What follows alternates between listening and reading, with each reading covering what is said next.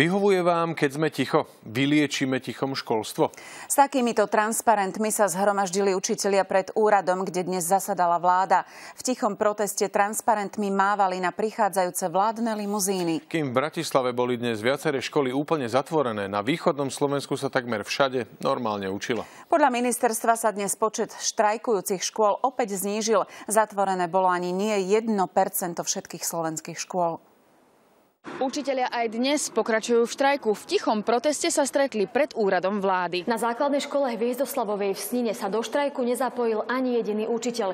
Rovnaká situácia je aj v okrese Humenné, Snina a Medzilaborce. U nás sa učí všade. Naša škola intenzívne pokračuje v výchovno-vzdelávacom procese bez prerušenia, bez štrajku. Na východnom Slovensku je to trošku o niečom inom. Rozprávali sme sa pred zahájením a učitelia súhlasili, že pokračujeme. Vzhľadom na to, že rodičia nemajú kam svoje deti umiestniť, tak sme zvolili tú možnosť, že chodíme do školy, učíme sa ďalej so žiakmi, ale nie sme spokojní s tou situáciou, aká je. Regionálne štáby a Klaudia Suchomel-Guzová, televízia JOJ.